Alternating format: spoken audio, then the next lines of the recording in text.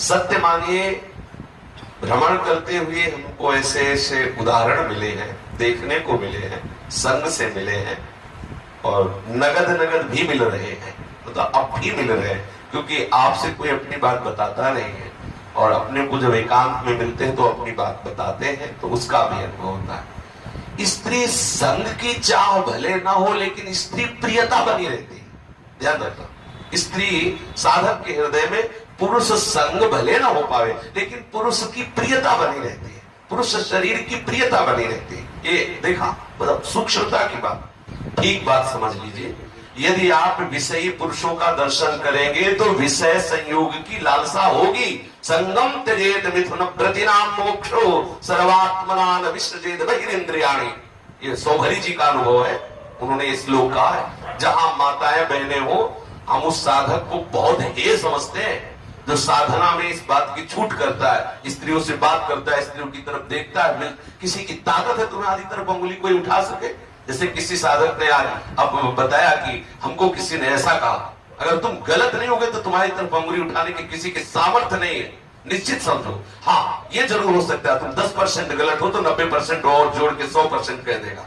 ध्यान रखना, कोई भी साधक किसी भी माता बहन की तरफ देखा तो निश्चित पति तो हो जाएगा, उसे कोई नहीं रोक सकता, क्योंकि दृष्टि से संक। एक मछली की क्रीड़ा को देखकर सौभरी महाराज ने अपना अनुभव कहा है। ये बिल्कुल साधक को सावधान रहने की जरूरत है, भ्रष्ट होने का चांस ही न दिया जाए। आंतरिक जब मन विषय का चिंतन करे, उसी समय सावधान होकर पुकारो, उसी समय सत्संग करो, उसी समय भागो और किसी ऐसे संत के समीप जाओ जो तुम्हें वो बल प्रदान कर सके। तत्काल आप मन पर शासन कीजिए, और अगर ऐसा कोई संयोग ना मिले तो फिर प्रगट में वहां मत रुकिए जहां ऐसे विषय सामग्री का बाहुल्य हो, संयोग हो, जहां माताएं बहनें रहती हो, जिनका देखना सहज में हो रहा हो। जहां ऐसे आश्रम में तो रहना ही नहीं चाहिए साधक को जहां माताएं बहनें सहन करती है और वही तुम्हारा बगल में कमरा, कभी नहीं होना चाहिए। भीख मांगे खाए, फुटपाथ में भरे पड़े, अपने जीवन को नष्ट न करें। बहुत कम समय है, हमने देखा है 70-70, 90-90 वर्ष की अवस्था में भी स्त्री प्रियता, पुरुष प्रियता बनी रहती है। मन बहुत बेईमान, थोड़ी देर के लिए आपको सिद्ध बना देगा, इसके बाद वो क्या दुर्दशा करेगा आप सोच भी नहीं सकते। जो परमार्थ से आगे बढ़ना चाहता है, परमार्थ में आगे बढ़ना चाहता है, उसको ठीक शास्त्र और सदगुरु के अनुसार चलना चाहिए। दृष्टि को बचा के होश में, बहुत कीमती जन्म है, किस लिए? बहुत सावधानी। भ्रष्ट होने का निमंत्रण हम देते हैं, स्वयं देते हैं। अंदर से भोगों का संकल्प और बाहर से भोगी पुरुषों का सानिध्य। जरा महापुरुषों के वचनों पर ध्यान है। संगम त्यजेत मिथुन प्रतिनाम मोक्षो। जो मोक्ष प्राप्त करना चाहता है उस मुमुक्षु को विषयी पुरुषों का कदापि संग, भूखे मर जाएंगे लेकिन विषयी पुरुषों का संग नहीं करेंगे। वहां हम नहीं बैठेंगे जहां स्त्रियों का स्पर्श प्राप्त हो, हम वहां नहीं बैठेंगे जहां उनके दर्शन में सुविधा हो। भले अलग एकांत बैठ जाओ, ऐसे बैठ जाओ, अपनी चेष्टाओं को देखो, कहीं कामुक चेष्टाएं तो नहीं है, कहीं ऐसा तो नहीं हमारे हृदय में स्त्री प्रीता या स्त्री साधक पुरुष प्रीता जागृत हो। वही काट दो जहां प्रीता प्रकट हो रही, आप स्वतंत्र हो जाएंगे। एक दिन ऐसा आएगा कि स्फुरण ही खत्म हो जाएगी, चाहे माताएं बहनें आसपास बैठी रहे। जब भगवत भाव आ गया फिर कोई परास्त नहीं कर सकता है। पर सावधान, अंतिम श्वास तक साधक को सावधान रहना चाहिए। भ्रष्ट होने के चांस ही कहा है? भगवत बल है, हमें कौन परास्त कर सकता है? परास्त तभी हम होते हैं जब भगवत आज्ञा का उल्लंघन करते हैं। स्वयं भगवान कपिल देव जी कहते हैं कि पुरुष साधक स्त्री को साक्षात मूर्तिमान मृत्यु देखे। ऐसा शास्त्र उठा के देखिए, स्त्री साधक पुरुष को मूर्तिमान मृत्यु देखे कि अगर इसका संग हुआ तो हमारा भाव नष्ट हो जाएगा। ये क्यों? भगवान ने जब रचना की तो उसका सूत्र भी बता दिया कि आप ऐसे बचिए, आप इस मार्ग से चलिए। अब होना तो कुछ है नहीं, आप भौरे की तरह इधर उधर मंडराएंगे और दृष्टि डालेंगे तो भ्रष्ट नहीं होगे क्या? क्यों बात करो, क्या बात करनी है? क्यों देखो उधर, क्या देखना है? श्री जी को देखना है या ये सब देखना है, प्रपंच देखना है? भगवत मार्ग में काहे को आए? जब आए तो फिर सीधे चलो।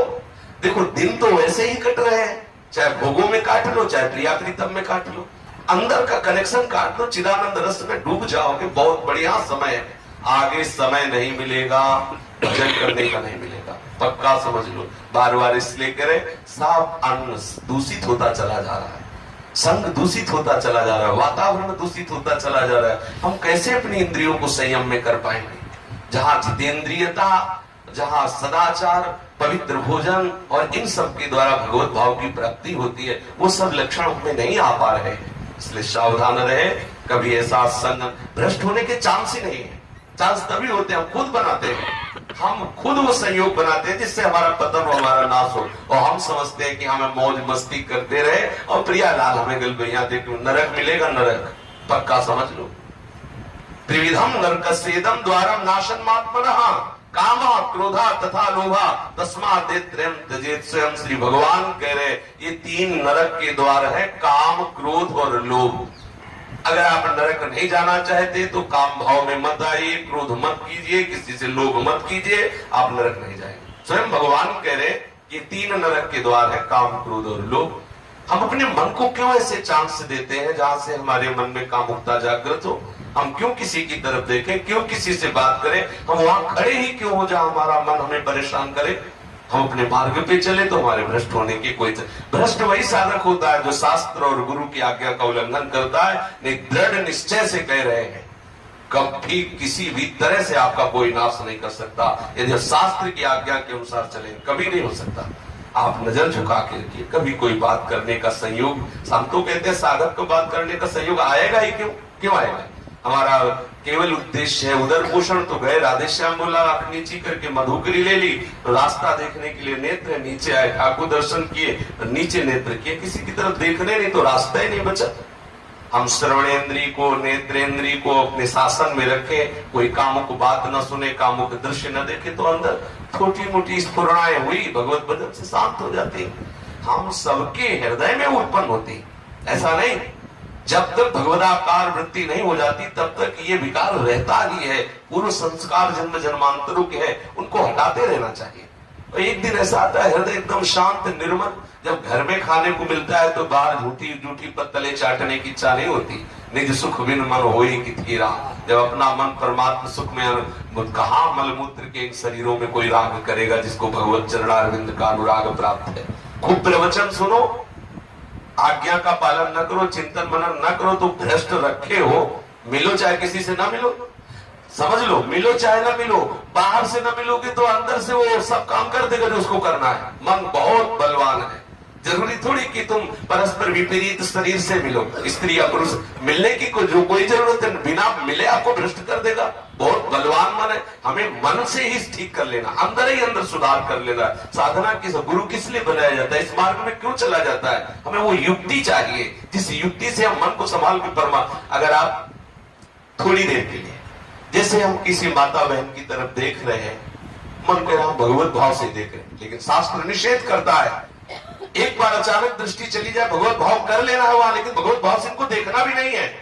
शास्त्र निषेध करता है स्त्री दर्शन, स्त्री संभाषण, एकांत में स्त्री के साथ हंसी मजाक, शास्त्र निषेध है भगवत स्वरूप, लेकिन हमें नहीं देखना। अचानक दृष्टि चली जाए तो हम इन पर भगवत भाव कर लेते हैं और इनको दोबारा नहीं देखते, क्योंकि शास्त्र की आज्ञा है। ऐसे स्त्री साधक को पुरुष के लिए भाव रखना चाहिए। तो भ्रष्ट होने के चांस तभी होते हैं जब हम कहीं ना कहीं शास्त्र और गुरु की आज्ञा का उल्लंघन करते हैं। नहीं तो निश्चित समझो, अब अहंकार वाली बात होगी, जीवन में कभी भर नेत्र से किसी माँ बहन की तरफ देखने का अवसर ही ठाकुर जी ने नहीं दिया। ऐसी रहनी वैसा रहा, और ऐसे हृदय में इतनी जलन रही है कि क्या देखे, किसकी तरफ देखे, हृदय की जलन ही नहीं बुझा पाए तो दूसरे की तरफ क्या देखे। ऐसी और 7-8 दिन रोटी नहीं मिली तो किसी की तरफ देखने का चांस क्या रहेगा। ये जो आज आप सुख सुविधाएं सब देख रहे हैं, ठाकुर जी की लीला है। शरीर रोगी तो इसलिए थोड़ा ऐसा भी है, नहीं तो इतना वैराग्य से जीवन, किसी जब पेट ही जल रहा है भूख के मारे, ठीक अन्य नहीं, 3 दिन तो यही नहीं पाया इसी कुटिया में। जब भोजने नहीं जा रहा है, अपने आप आते भूख भूख चिल्ला रहे, अन्न नहीं चिल्ला रहे, तो किसकी तरफ देखेंगे? जब दही और दूध और रबड़ी और मलाई खा के निकलेंगे तब इधर उधर देखने की इच्छा होगी। अगर हम रूखा सूखा खाए, जिसका भोजन शुष्क उसका भजन सरस, और जिसका भोजन सरस उसका भजन नीरस। जिसका भजन नीरस होगा वही विषय वासनाओं का चिंतन करेगा, वही विषयों की तरफ चलेगा।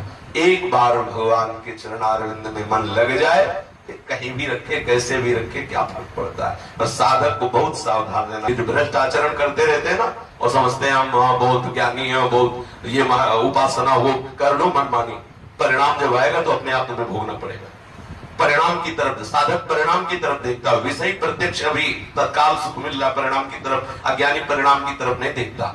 आपकी साधना में आपको क्या सुख मिला? श्री हरिवंश प्रमाण मनम, आपका मन ही आपका प्रमाण है। आपका मन आपको प्रमाणित करेगा कि आपकी साधना ठीक चल रही कि नहीं चल रही। आज सुबह सुन रहे थे कि साधक को आत्म निरीक्षण करते रहना चाहिए।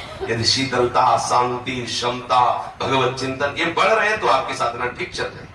अगर विकार बढ़ रहा है तो आपके साधन में त्रुटि, आप उसको खोज लीजिए। सत्संग किस बात का होता है? सत्संग दर्पण है, आपको दिखाता है कि आपका चेहरा कहाँ दागी हो रहा है, अंतःकरण आपका कहाँ गलत हो रहा है, आप कौन से आचरण में गलत हो रहे हैं। अगर आप ठीक से चलेंगे तो भ्रष्ट होने के चांस है ही नहीं।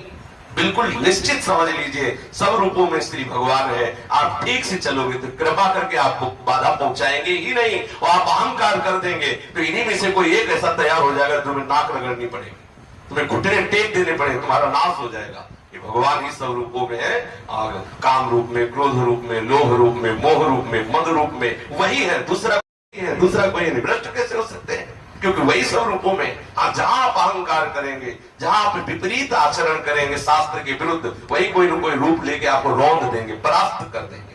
इसलिए भ्रष्ट होने का चांस उसी साधक को है जो शास्त्र और सदगुरुदेव की आज्ञा के विपरीत आचरण करता है।